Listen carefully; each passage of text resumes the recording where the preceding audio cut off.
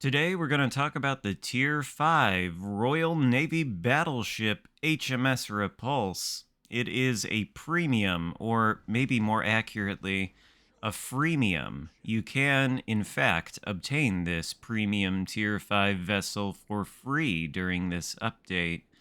The way you go about that, I suppose we should get into it first. If you look in the store, in the birthday section, you'll see HMS Repulse on sale for 12,500 quadrins, a special temporary currency type that you can get just by playing the game. And I believe you can get enough to afford this ship without spending any money whatsoever. The way you're going to do that is by grinding out the campaign, even without the Admiralty backing, and also doing the web campaign treasure hunt thing that started yesterday. If you do both of those things, grind the campaign for free, get the quadrants, and do the web campaign, you should, according to my math, have enough to get HMS Repulse for free, and maybe still have a few quadrants left over to spend on other things. My advice, though, if you're trying to get HMS Repulse or the more expensive USS Congress at Tier 7, which is available in the store for 20,000 quadrants, if you're going to pursue these ships, it's probably a good idea to grind out as many quadrants as you possibly can, spend them on none of the alternatives, none of the cheaper alternatives in the store, like the past crates for Black Friday, Halloween, etc. Save them all up until you have enough near the end of the update, and then go ahead, make the purchase of the ship, and use the rest for whatever you want to do. That would be my advice for you. Now, do you want to get HMS Repulse? Well, as we all know, HMS Warspite remains, or is, the best battleship at Tier 5 bar none. You can disagree with me if you want in the comments, but HMS Warspite is where it's at. You might think to yourself, well, the Repulse looks like it could be a contender to take Warspite's place. It's not. It's fine, to be sure, HMS Repulse, but it's not like the best battleship at Tier 5, although it can be quite a bit of fun. We'll start running down the stats as we take shots and miss on these cruisers here, but something is actually coming up pretty spectacularly soon. HMS Repulse has 56,100 HP, which is not a huge HP pool, but I think it's right in line with Tier 5. The problem is that Repulse is not a battleship, but a battle cruiser, and as such, it does not have any armor. The side armor is enough to bounce battleship caliber guns, but the bow and stern plating is 19 millimeters, meaning that even destroyer caliber HE can penetrate it. Actually, I'm sorry, it's not 19 millimeters. It's even better than that. It's 16 millimeters, meaning even destroyer caliber HE can penetrate it. Every single battleship you encounter can overmatch it, and I think maybe even some heavy cruisers can overmatch it. So, very much cruiser type playstyle more than battleship. It really leans into the battle cruiser type style, and you cannot afford to try to bow tank. That won't work for you. You are not a tanky battleship. But one thing you do have is pretty good guns that are very, very effective at dealing with cruisers. You can see there evidence of that in the double strike against the Graf Spee and Ramat. These guns are the typical British guns that you find all up and down the line. They are 381 millimeter, or 15-inch in size. There are 6 of them, 2 in double turrets on the front, 1 in a double turret on the rear that doesn't have the best firing angles in the world, but is usable. The guns with this commander build, and by the way, I am using Azerlane Hood because she can buff the speed a little bit, and that's going to come into play a little down the line here. But the firing range of these guns with Azerlane Hood as the commander is 17.4 kilometers. They reload in 26 seconds. They have a very snappy 180-degree turn time of 25 seconds, which is excellent. Maximum HE shell damage, 5,300 with a 34% fire chance. I found myself switching to the HE from time to time, and in fact, I think I'm probably going to end up doing it in this battle. because it seems like the armor piercing, while it's really good at penetrating cruisers, it does appear to be the short fused armor piercing because it doesn't seem to get a lot of overpens on cruisers, just regular penetrations. Whereas against battleships, it doesn't seem to be very able to hit their citadels. It can, of course, do massive damage to their broadsides, but no critical hits really, so I think this is the short fused British AP. The maximum AP shell damage, by the way, with this build is 12,300, so pretty good, I would say, although there are only 6 guns, so it can sometimes feel underwhelming. AA defenses are more or less non-existent, pretty much no reason to even discuss those, but the maneuverability is where this ship sorta really shines. It may be the fastest battleship at Tier 5, actually. It's got a maximum speed with this Azerlane hood build of 32 knots, although the actual speed is, I think, higher than that, because what I'm doing is I'm running gyrating drill bits on Azerlane hood, which decreases the speed by 10%, and then I'm using Azerlane hood's unique skill, which increases the speed by 5%. So 32 knots is, I think, actually 5% less than the base speed. Nevertheless, either way, it's still blisteringly fast for the tier. The turning circle, of course, is large. It's 860 meters, which you would expect from a ship that's as long and as fast as this. Rudder shift is 14.4 seconds, which is good for a battleship.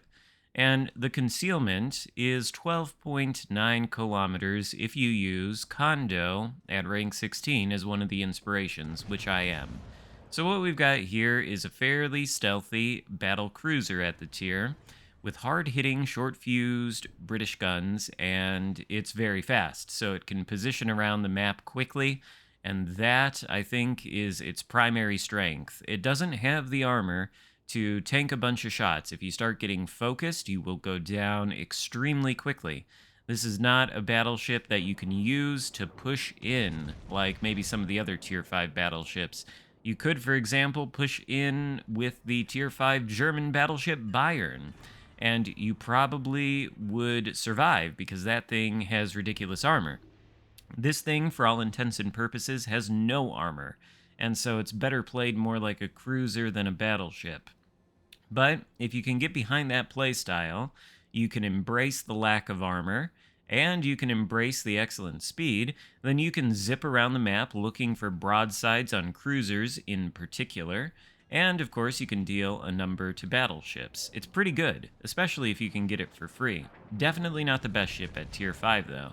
Oh, and by the way, this Italian destroyer, he's going to allow us to demonstrate the efficacy of the HE by donating some of his hit points. I think he is under the mistaken impression that he's like a little Paolo Emilio, and you could see how he could get that impression with the rolling smoke screen. He was doing that patented Paolo Emilio YOLO rush, but the problem is his torpedoes hit like pillows, whereas Paolo's hit like nuclear missiles.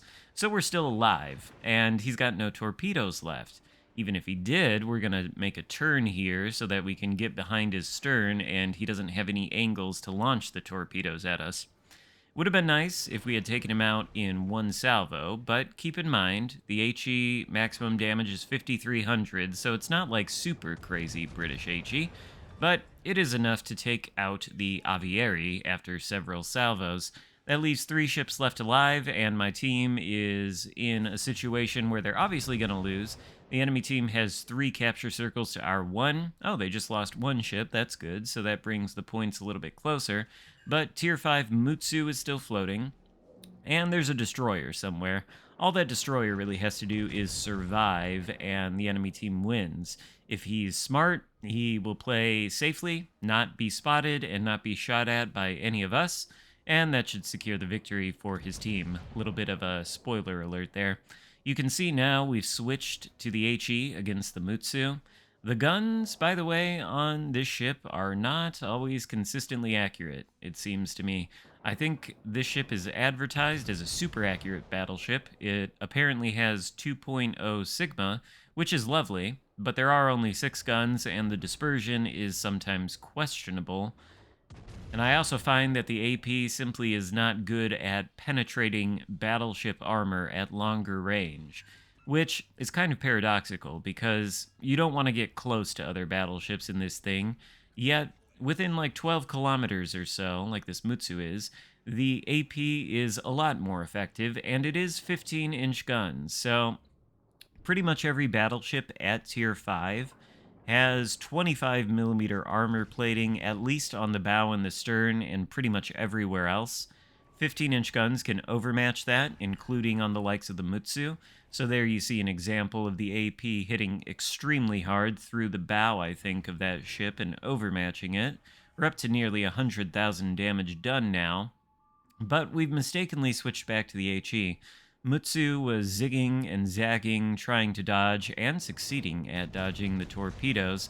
I wish we had the AP here loaded instead of the HE, because these results are going to be poor, and the AP might have actually sunk him. He's apparently spotted our destroyer and shooting at it, and, well, we are going to be able to take him out, but we're not going to be able to win this game because the enemy team had captured all the points to begin with, and their destroyer is in fact going to play smart and not get spotted.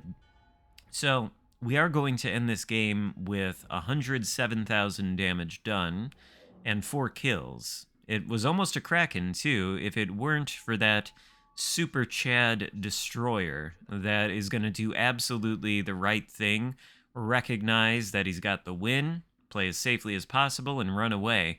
Although he is going to take some cheeky shots at some of my teammates from concealment, where it's basically impossible to hit him, just to sort of rub salt in the wound of this loss.